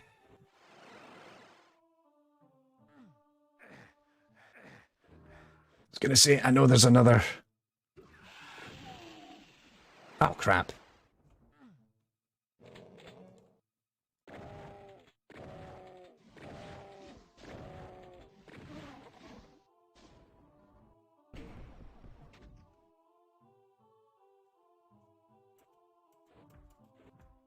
Now, oh, right, okay, now that that's done, I can go up here, and I can go along there, and get all that. Oh, and now I'm right next to him.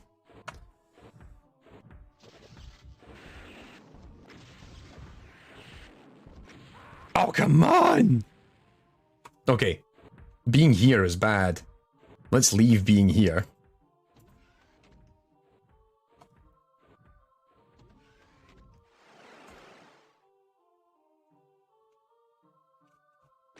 And then, where do I want to go?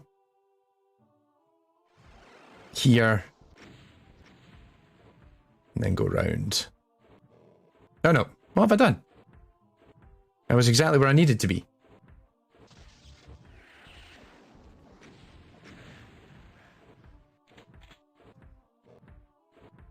Come on.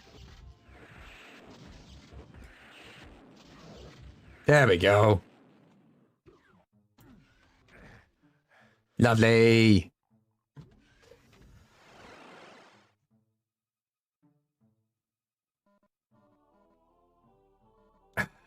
Lots of cells.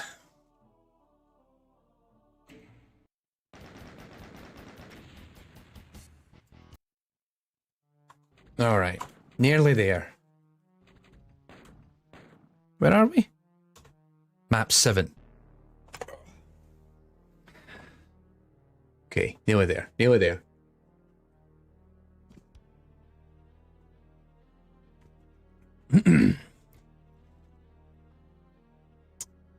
Whew. How do we start?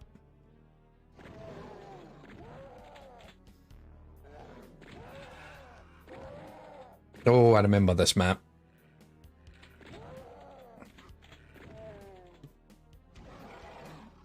Ah! Crap.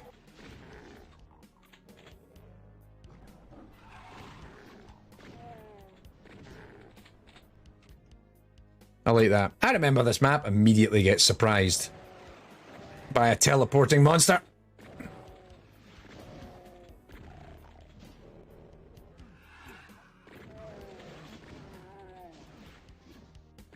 And I'm close to death again. Yellow key. Oh, rocket launcher. Grab that while I can.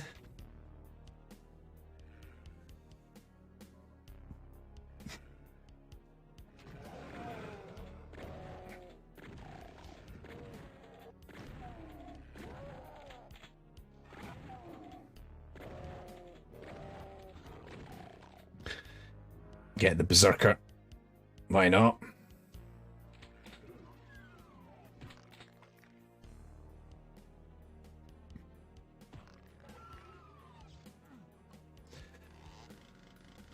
Right. Nearly there. Oh no. This is a trap.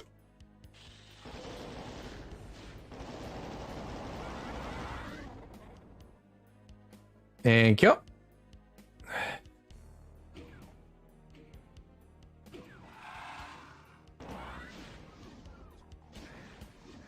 Where's...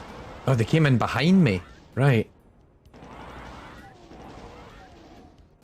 I was like, oh, hang on. I know that triggered a sound trap, but I couldn't figure out where it was coming from. Ooh. I'll have me one of them.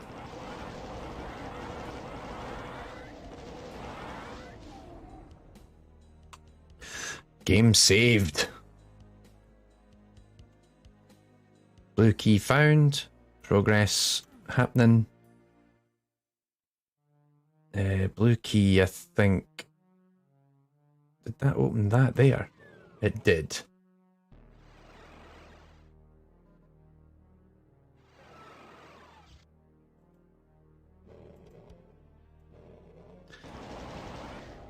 And then, try to remember.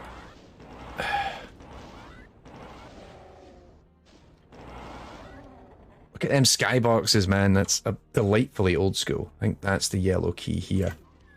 Yep. There we go.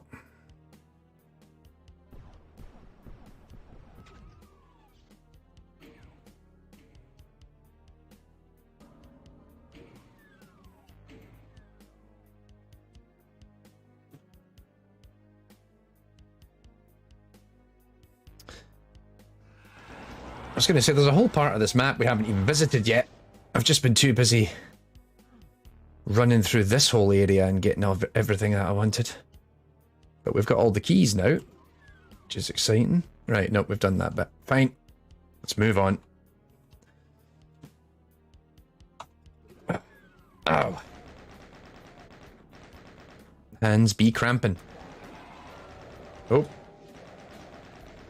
Please tell me that door opens again.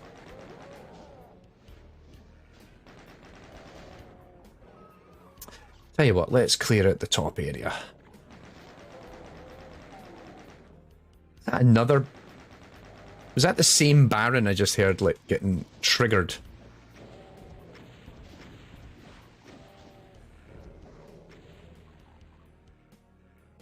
Come on, buddy.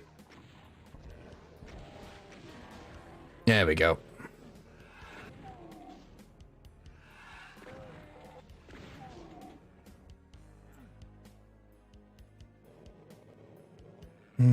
Yeah, there's a dead end here. Cool. Gonna have to run through the mess and see what happens.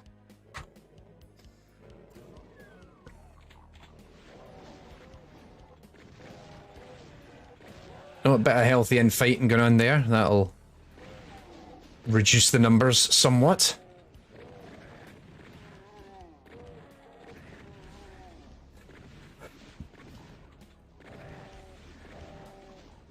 Ow. There's somebody up there with a shotgun and he's getting good hits on me, I think. That guy. There we go, he's dead. And then there's this guy too. There we go. Come on. Auto aim, help me out here. There we go.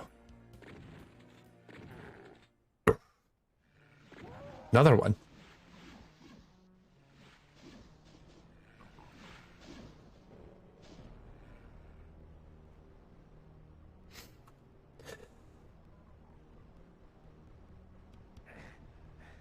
Ow! Where'd that come from up there? Yeah, it's worth going for.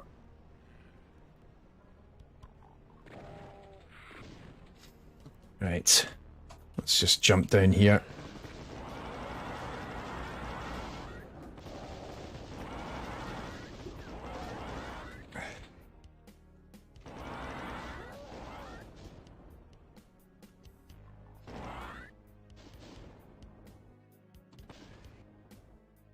Clear house very quickly. Nearly there.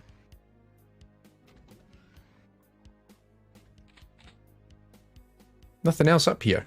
It's a little disappointing.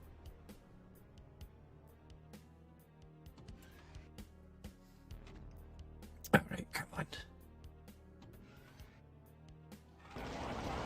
There we go.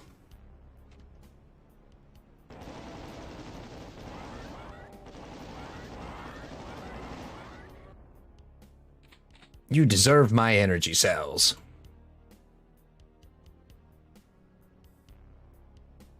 All right. It's a trap.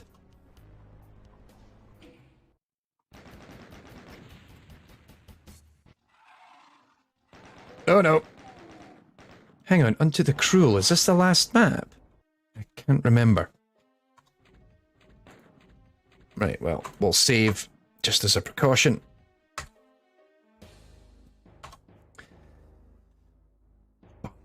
Bum, bum, bum. Good times. Oh no, I don't think it's the last, but I think we're very close. Excuse me, lads, coming through. Excuse me, pardon me, please. Shotgun to your face.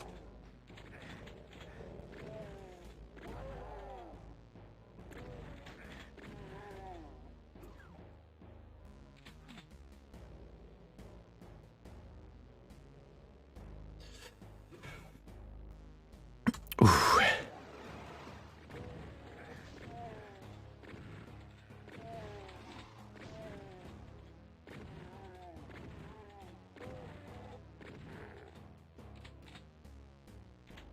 Ooh.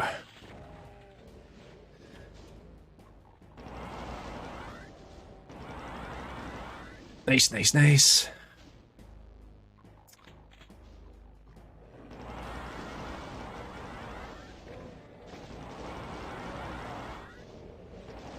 Without a doubt, it's always been the case is like the worst part of, or like the nastiest thing to have to deal with in Doom isn't the projectile based enemies, it's the hit scan enemies. Basically all the soldiers, because the guns are just have this capacity to do a tremendous amount of damage to you. And they can hit you much more easily than the projectiles, because at least the projectiles you can dodge. Like you saw that a couple of minutes ago, like I was able to just, when I'm in the zone, I'm able to just like stand down against a Baron. And like, I can dodge their projectiles quite easily. Because I know roughly when they're going to fire and how big their hitbox is, so... Whereas if that's a hit scan enemy, you're almost guaranteed to lose. You're going to take damage.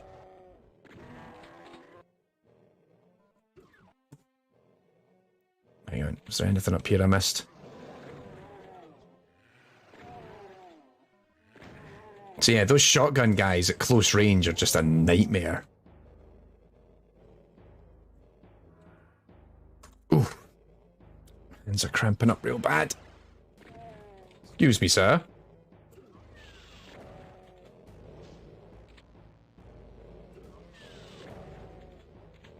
Right, I'll fall back a little bit.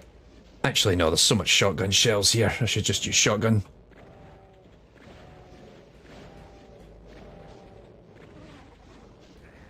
Oh, son of a... You snuck up on me, you big pink bastard.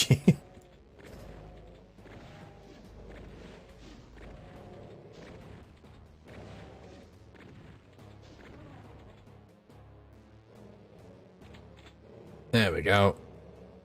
Nice and easy.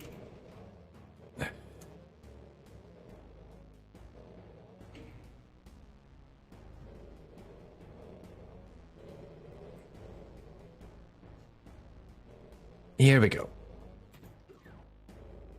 Oh. Yep.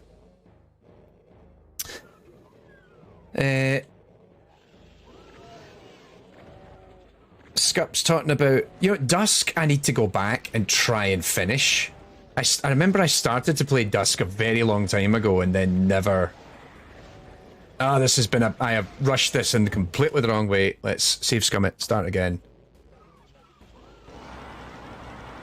Actually, we should start by, first of all, keeping that door open. Fuck you.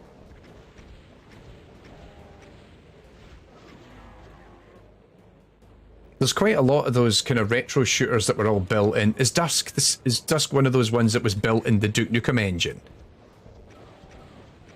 because I feel like there's a lot of them from that have came out in the last few years that I've been meaning to go and check out. But I've found, I don't know, I've played a couple of these retro shooters and I've actually found them a bit annoying. But yeah, I've played a bit of Dusk, if I remember right, and I enjoyed it, but I wasn't like massively into it, sadly. Right, come on, you.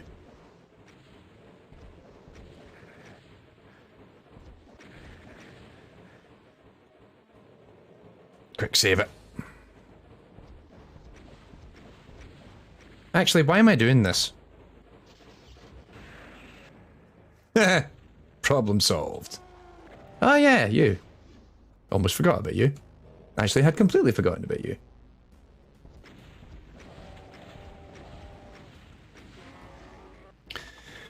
Nice.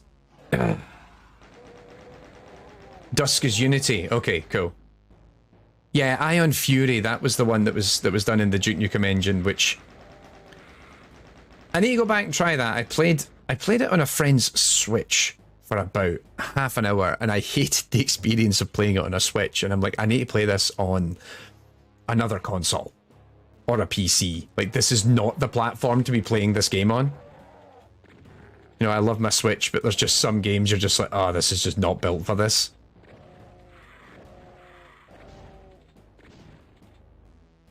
Or at least with a Pro Controller or something, you know?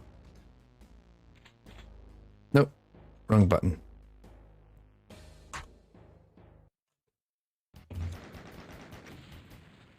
Oh, that is the last mission. There we go. Whew, we did it. We did it. Clearly, I don't remember Thy Flesh. I remember the first half of Thy Flesh consumed much more than the latter half. I think it's probably just due to the anxiety and stress of trying to get through those first two missions when you have very little resources. Fantastic. We have done it. Next stop, Hell on Earth.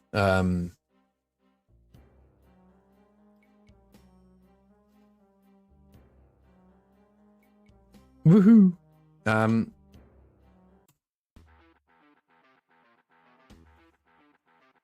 then the credits. I'll just play all the credits this time for both the game and the port, because this is the port from a couple of years ago, which is available on everything now. It's quite nice, actually. I quite like this version of the game because it allows you to download and import WADs. And other, so like Sigil, which is John Romero's like recent new Doom games that he's built, which they are complete experiences that you can play inside this. I've never played them. Maybe we'll get around to playing them at some point.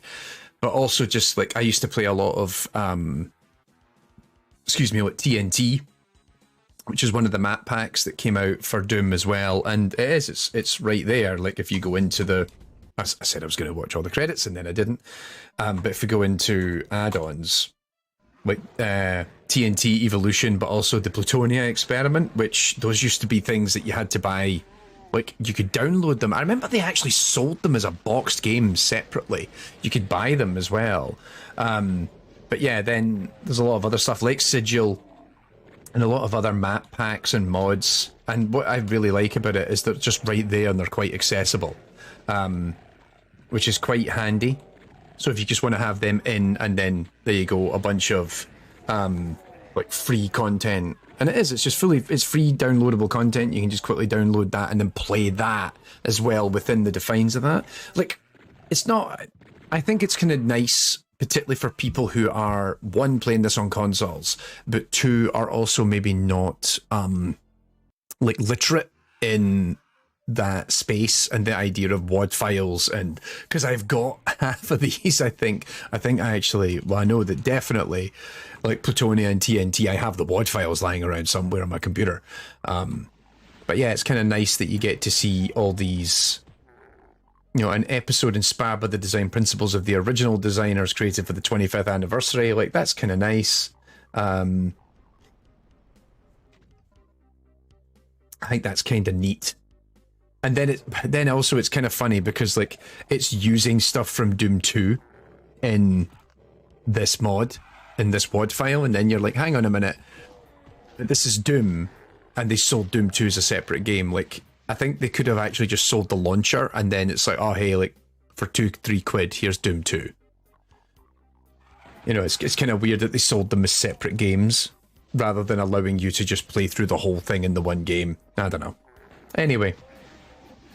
Well, there we go. We've done it for the year. Just in time, as Scott points out, it was a little bit later than planned, as by virtue of my computer, me causing my own computer problems. I think that's critically what it was. I created my own computer problems by virtue of trying to update it and everything. But yeah, we've done it.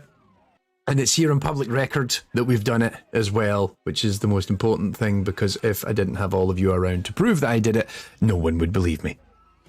All right, I am going to go, actually, because we're supposed to be going off to a New Year's Eve party in like a couple of hours, and I still haven't had dinner or anything, because I said to my partner, we went out for a bit, and then I came home and it's like, I need to do this. I need to finish the Doom run before we have dinner, because otherwise then the Doom run doesn't happen. And I've been doing this for like 10 years, and I've been so late in doing it this year that I was actually getting stressed thinking about it. It's like, I haven't finished my Doom run for 2023, what do I do? The small things that get us unnecessarily worked up. Alright, so yeah, Lion of Perth, time for you to call it a morning, go to your bed. Happy New Year, go to your bed. And we'll no doubt see you again soon in another stream. I will probably start getting back into the streaming. And probably in the next couple of weeks we'll get back into it and doing it some more. And we'll actually put out a poll for everyone to vote on like what game they would like to see me streaming as part of our first month of our kind of new game club thing that I'm going to try and do. But yeah, Happy New Year to those of you for whom it has already happened. And for those of you who have not, I hope you have a great New Year's Eve and Happy New Year when the bells ring. And we'll see y'all soon. All right, take care of yourselves. Bye.